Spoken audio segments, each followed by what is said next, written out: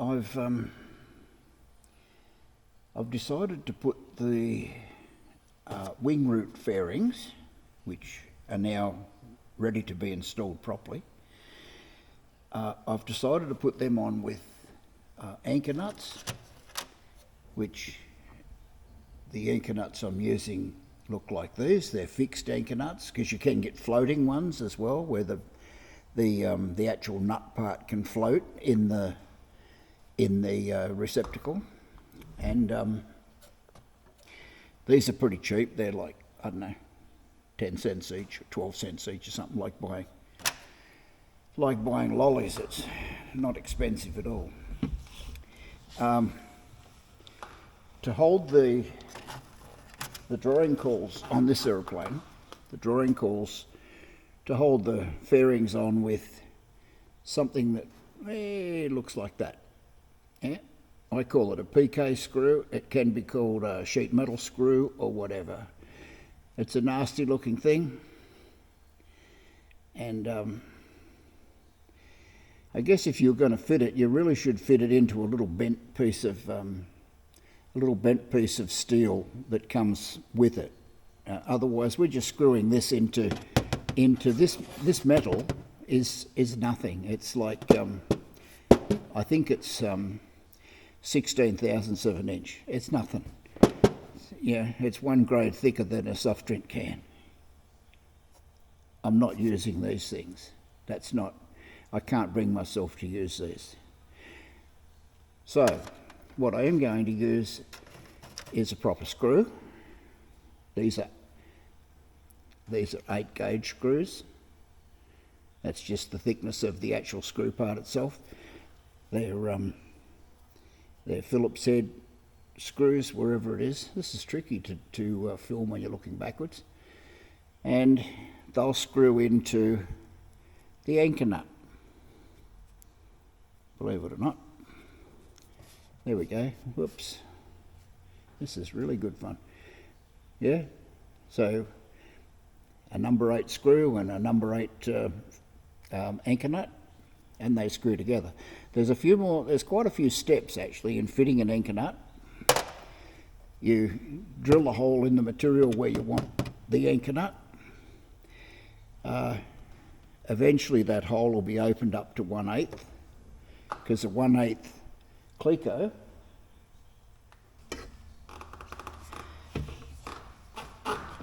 Okay, so to install the anchor nut, you drill a 1/8 hole in exactly the position you want it, and I did it by installing the wingroot fairings, drilling them on and holding them on with these clecos, things that look like that. Yeah, you just simply press it. The little tangs come together, and when you let it go, it spreads back out again. So you can hold the anchor nut with that. Yeah. So here's I'll just move you slightly. Here's one of the holes I drilled earlier. It's a 1/8 hole, or number 30 actually, if you want to be really pedantic.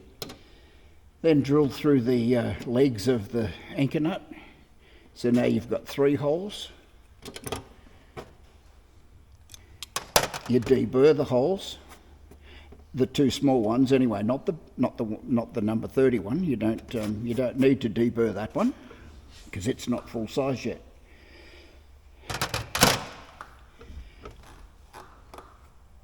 What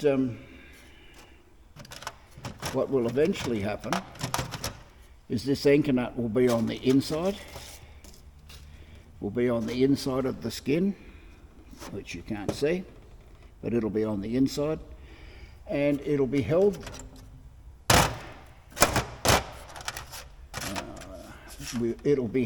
to the skin with these very, very small pop rivets. Yeah, very, very small blind rivets. So the anchor nut and the blind rivet will go in and hold it with the skin in between the two. This really needs to be a flush surface. I don't want lumpy rivets sticking up all over the place.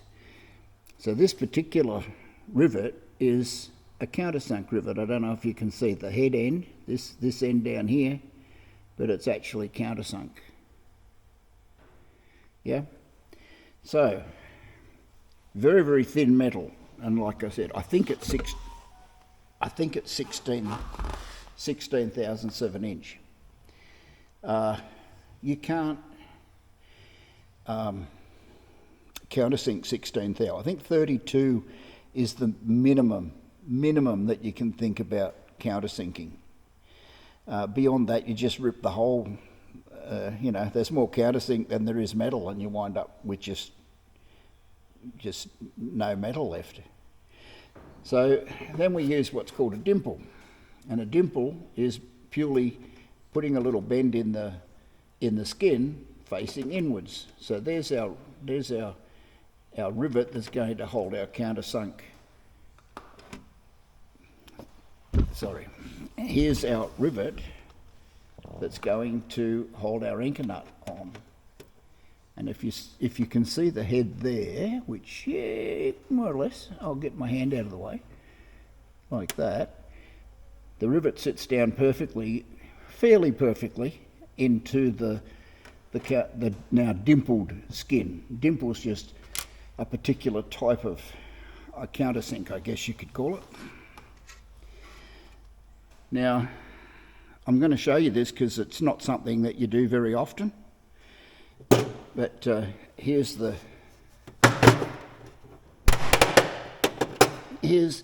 what I'm doing. I have this tool, get it up there somewhere, which is the receiving part of the countersink. Yeah, so, and we have this part, which we'll get up there. This part, which is the bit that does the actual dimpling. You put the two together, and the thing that holds them together is just a nail from the hardware store, and you just buy that in whatever gauge and whatever length you need. The two pieces go together with the skin in between, and you put it in the pop rivet pliers, these things, and you just crunch it up, and it puts a really, really nice dimple into the skin. It's amazing. So let's do one. It'll be easier to just see it. So this naily thing comes through from the inside out, and it takes a little bit to figure out where it is.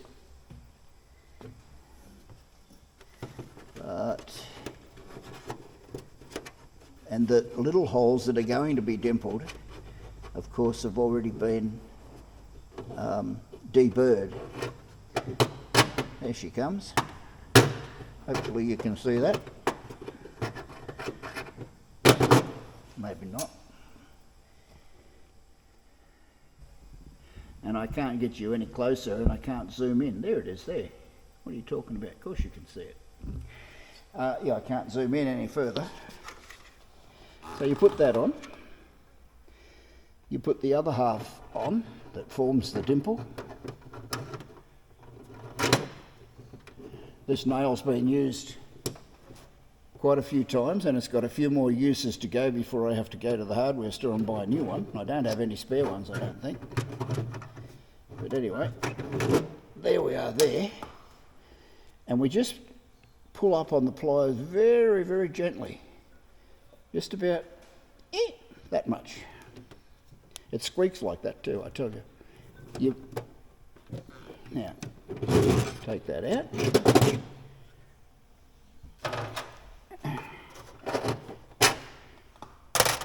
And there's our dimple. Yeah, pop rivet fits perfectly into the dimple. Oh, what about that? Well, the actual the anchor nut has also been dimpled. This particular one has. this is steel. It puts up, and it's thick, so it puts up a hell of a fight. It's done with a pair of pliers and a dimpling tool, not a pop rivet tool like this. So this is dimpled. The skin's dimpled. So all you got to do is put them together and pop rivet them together. There you go. The dimple and the pop rivet are really not holding. All they're doing is holding this anchor nut in position. The actual screw and the anchor nut hold the pieces together, and all the pop rivet does is stop the anchor nut from falling out. Falling out once you've taken the fairing off. So anyway, I just thought I'd show you that while it's happening, because otherwise, when it comes time for my Friday update, hopefully they should all be finished. The next step after I've done that will be to put the cowl back on, or the fairing back on, and drill a much bigger hole in the middle here. Yeah, these holes will be drilled out to take that 8 gauge screw. Yeah, that screw will not fit in that 1/8 hole by a fair margin. Yeah. So, yeah, I'll drill that out. Then pop rivet all of the anchor nuts in place, and there's a lot. There's probably, I don't know, 10 or 15, I suppose. There's a lot. And then the fairing, the fairing can be held on with these 8 gauge screws. So there you go. Simple, simple, simple, but professional. Alrighty. Now, I figured I'd better show you how I go about dimpling the anchor nuts. Otherwise, you're not going to get to sleep, I know that. So this is a plain anchor nut as purchased, straight out of the bag. This thing here is a rivet squeezer from Tatco. Yeah, Tatco's main manufacturer. And these dies in here are called dimple dies. One's a receptacle and one's a little press. And you can see my dimple die, they come like that. They look pretty much like that when you buy them. Mine's been ground away and all sorts of things so that it fits into places and what have you. The other side's ground away a little bit, like that. It's not too bad though, but this receptacle side is it's had a fair hammering in its life. All you've got to do is make sure you know which side you want your dimple on. That's sort of a given. We fit that on there. Select a place on the receptacle where it's going to fit without squashing this bit. There it is, and then all you've got to do is squeeze. Fit. And there it is, dimpled. Yeah, that will now receive. What it will receive is the dimple in the skin. The two dimples will fit together perfectly, and then the pop rivet goes through and rivets them together. Okay, simple as that, no big deal. Very straightforward. We just do the other leg. Yeah, right about there like that. It does take a little bit, obviously a little bit more horsepower than dimpling a 16th hour Coke can thickness skin, but it's not too bad. These pliers have got a hell of a lot of force. You probably wouldn't want to put your finger in there and put the levers together. Probably wouldn't go very well.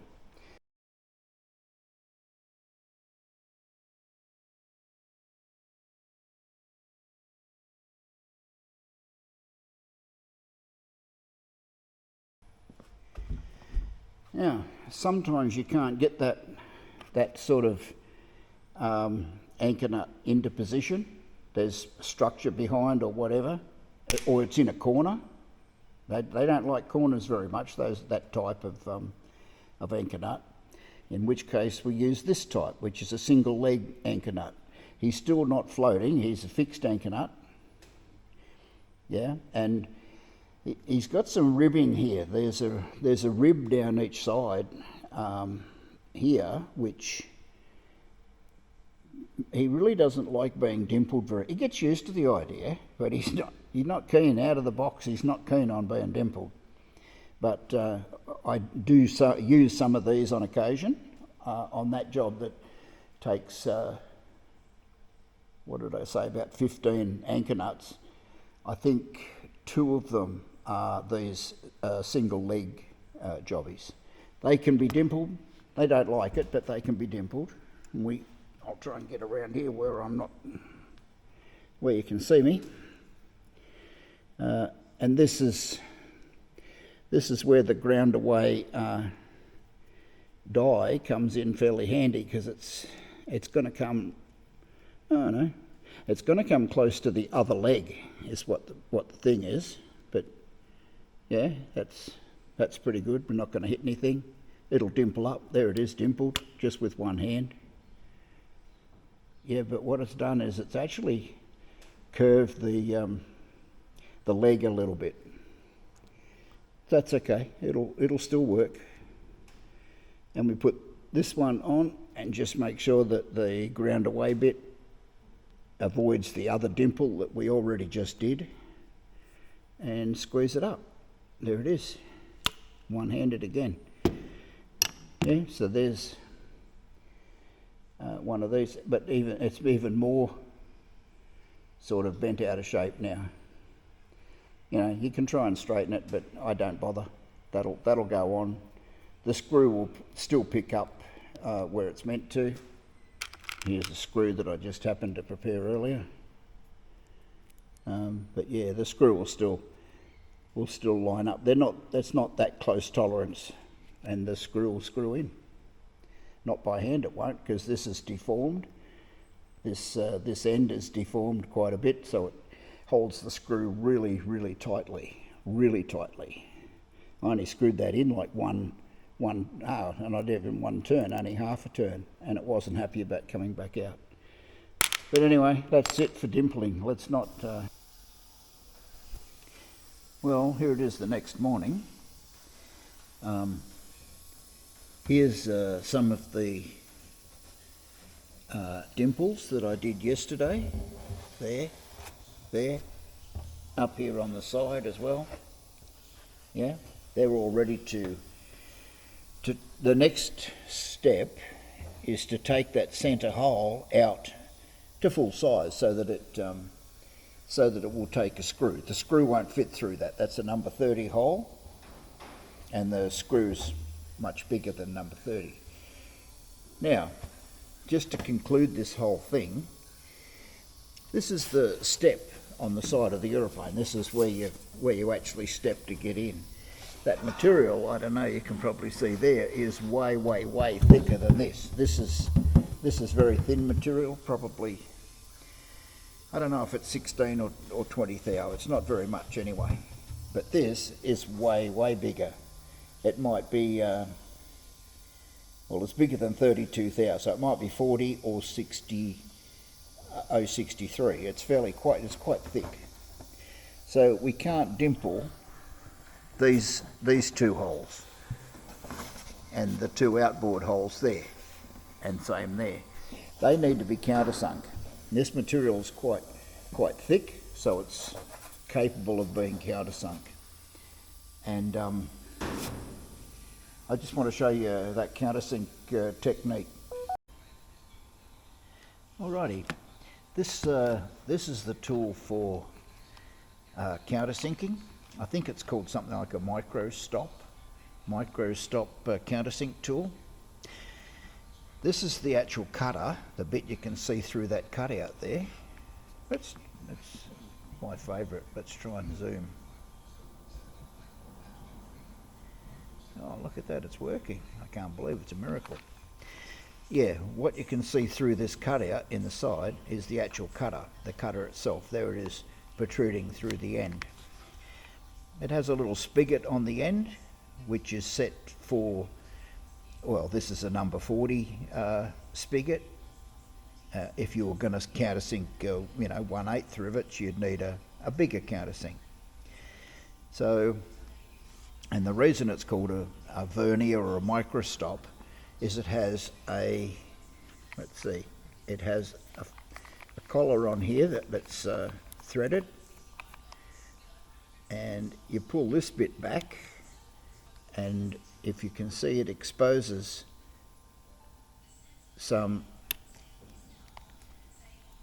little stops there where you can wind this in if you want to cut deeper, or you wind it out if you want to cut more shallow. And then you do the lock ring up, and you can do the next 100 holes, and they'll all be exactly the same. Takes a little bit of trickiness to set it up properly, but once it's set up, it will do a lot of holes one after the other, and they'll all be pretty much the same. So I just happen to have, this qualifies probably as bar. This is 3mm aluminium bar, a rectangular bar. And we're just going to have a little go at countersinking these and set the tool up. And then we'll go to the aeroplane and countersink those holes in the step. Okay, so let's have a go at it. We might be able to just go straight through there like that.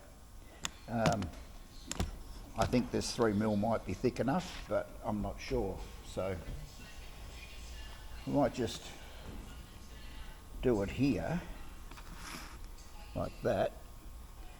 Otherwise, the spigot on the end of the cutter is likely to contact my bench top. But over here, especially if you were over this way where you can see,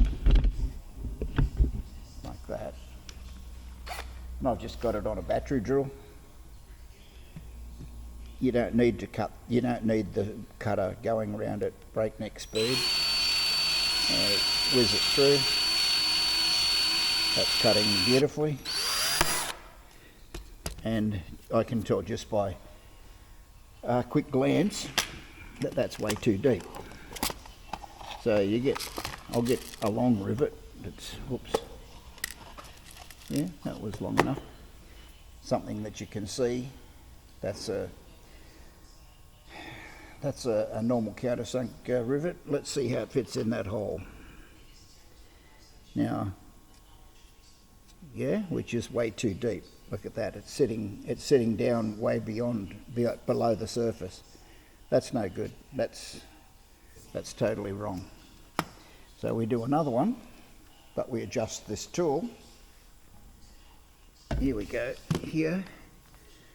So undo the locking ring, and we want to screw this piece out so that the cutter stops cutting much sooner.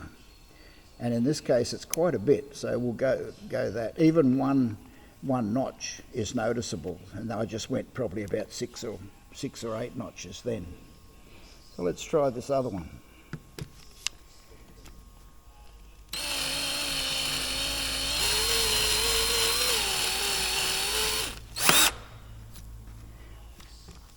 You may be able to tell straight off that that's less. Yeah, it is less than the first one. Still may not be quite enough, but let's try it. Ooh, that's better. Yeah, the rivet's still sitting down into the countersink. I can feel the countersink. It should just be one smooth swipe across there with my finger. So we still need to come out, I'd estimate, probably at least 2 notches. Let's see if we can get it up close here where we can see the notches. Yeah, wind back the locking ring, pull this back. There's the notches. There's 1, 2. Let's go 3 and see what happens. Now I'm going to need to drill a few more test holes in this piece of bar first. I'll be back.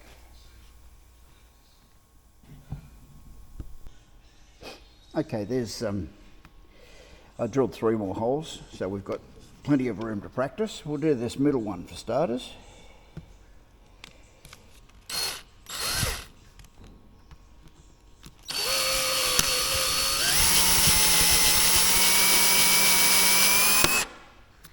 All right. That should be a little bit less than the last one we did, but let's try it. See how we go. Oh, that's getting better. I can barely feel it. But just another 1 or 2 steps might even be better still. Okay, let's wind out the locking ring, pull it back and go 1, 2. Let's see what 2 gives us. That should be pretty close to the mark. And we'll do this top one.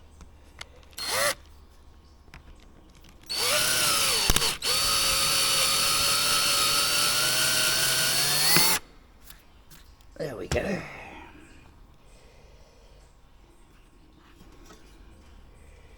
There's our rivet.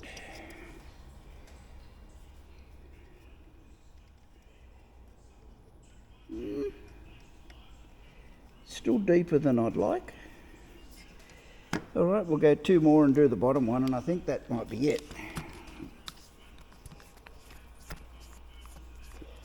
Now, there's two steps around. Let's see how that looks. Lock the locking ring back up, and yet if you don't lock the locking ring back up, it will move a little bit.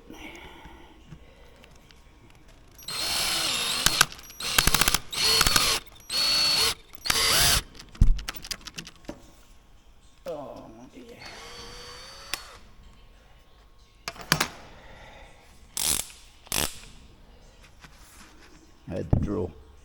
Had the drill set for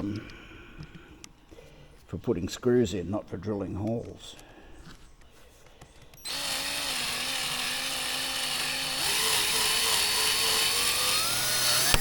That's it. And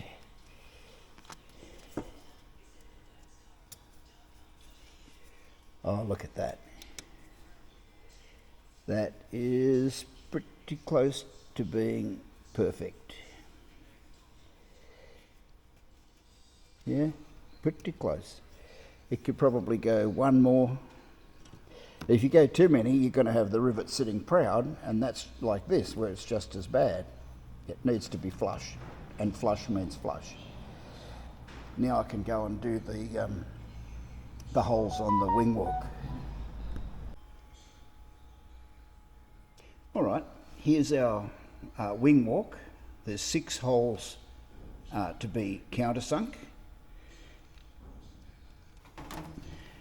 This particular one is one of those one-legged anchor nuts, and the other 2 are the standard 2-legged anchor nuts. So I need to countersink this hole and this hole, and the 2 outboard ones there, and the 2 outboard ones. The 2 outboard ones there, 2 outboard ones there, and the 2 lower ones here. Okay, actually I'll go ahead and do that. If we can get in there with this tool.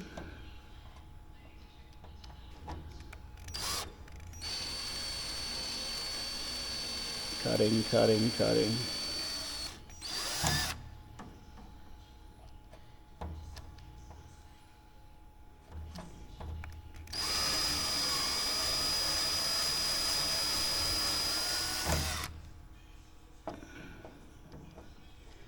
That one.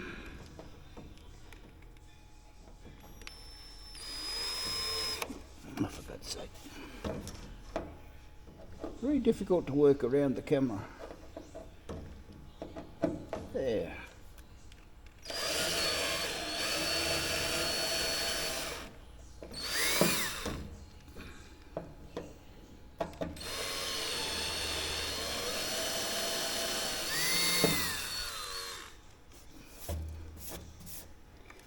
Maybe we go with the smaller drill.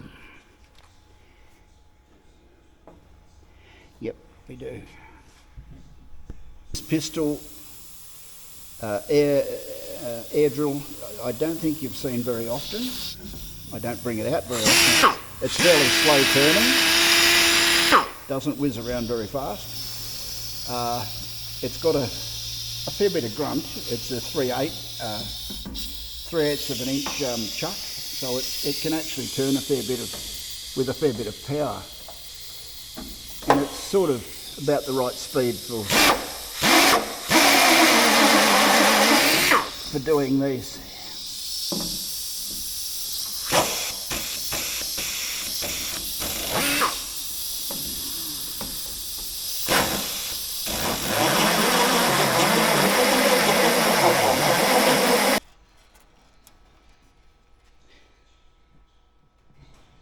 Okay, here's our rivets.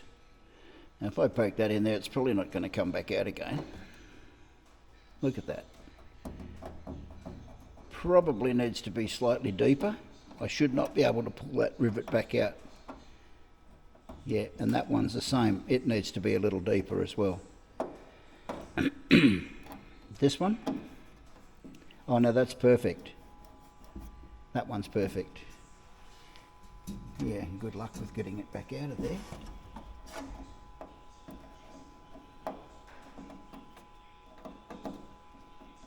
That one could be a little deeper.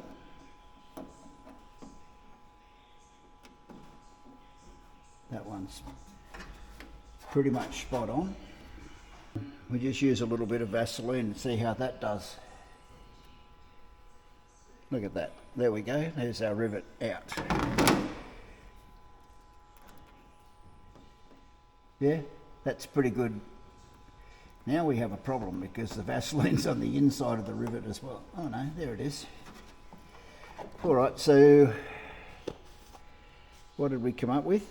Just those two that aren't really quite. No, must be these two. Yep, problema.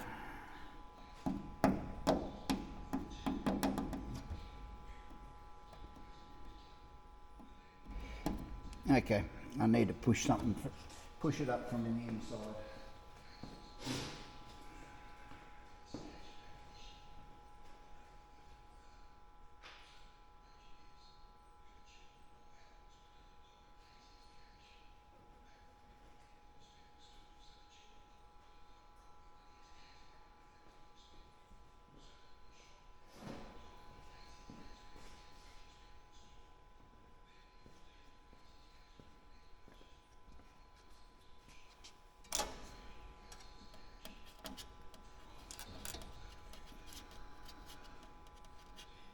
Come on.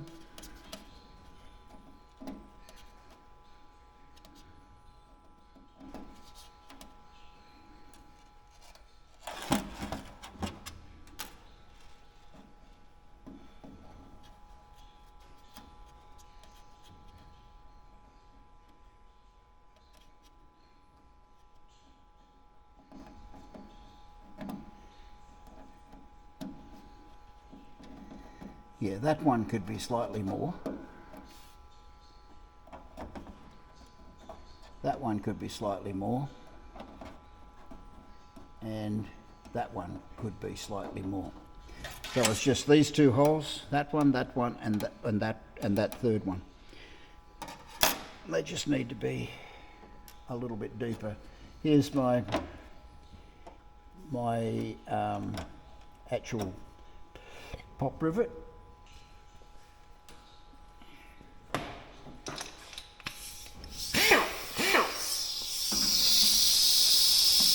Let's just make these a little deeper.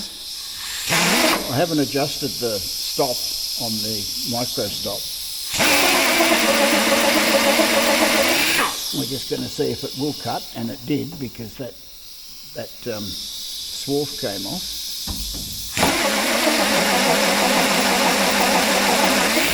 And same with that.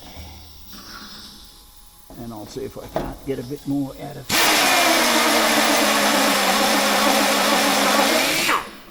Not much out of that one. Okay. But these ones, yeah, that's flush now. And probably impossible to get back out of it anyway.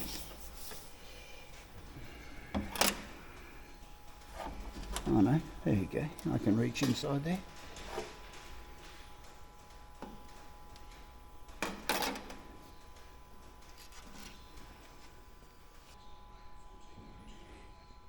All right, this, you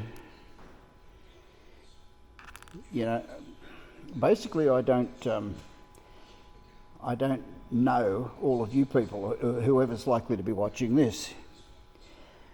If any of you actually know anything about aviation and riveting, the angle of the head of this rivet is 100 degrees, yeah? That angle down there and up here, the included angle is 100 degrees, okay?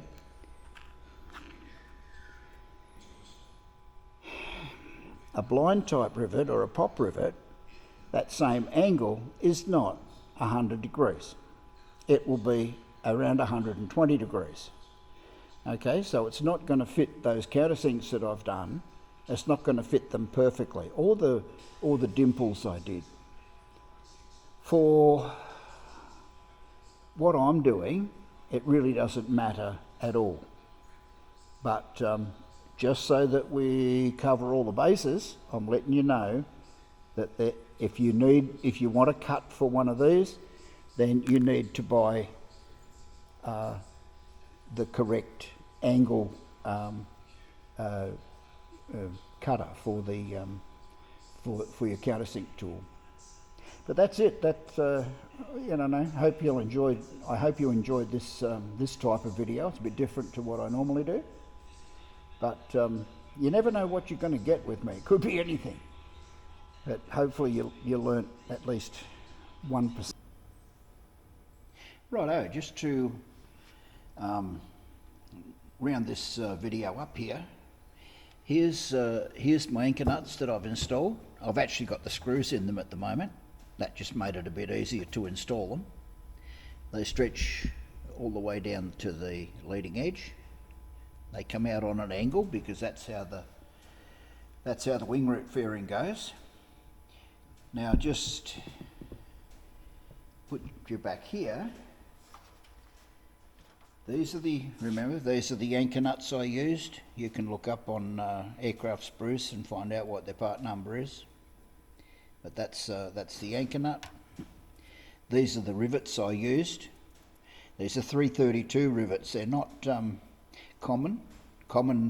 The smallest common regular rivet that you can go and buy from your local hardware store is 1/8. This is the next size down. This is a 32nd smaller. It will fit without any modification. It'll fit into the legs of the, where are we, up here? It'll fit into the legs of the anchor nut. Yeah, and I bought these ones from aircraft spruce. That's the details right there of these particular rivets.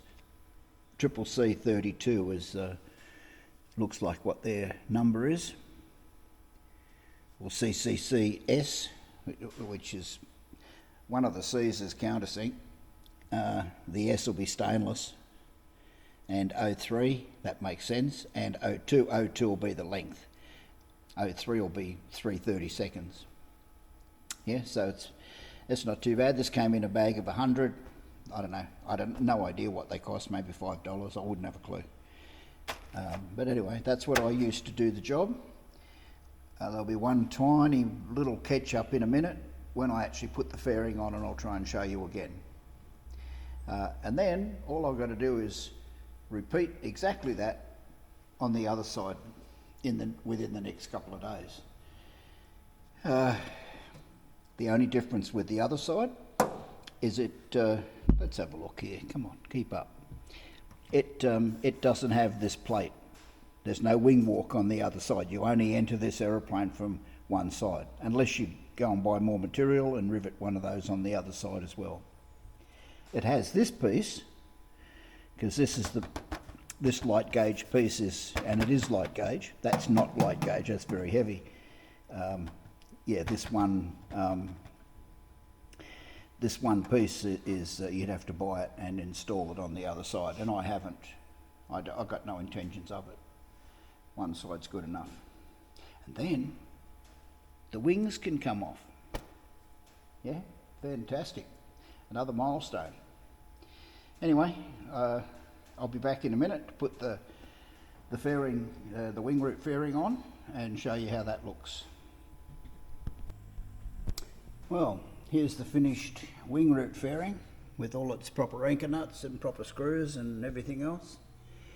The only little tiny job, it probably has to be lopped off here back level with the trailing edge, something like that. But and I'll, round it off and make it look nice and make it look like it's meant to be where it is. But essentially, for all intents and purposes, that's it done. And I'm pretty damn happy with it, actually. Very happy indeed. So,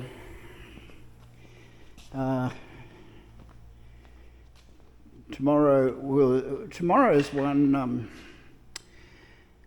one new step, I guess. I want to add a heat shield. I want to add a heat shield that is attached to the fiberglass, this fiberglass cowling.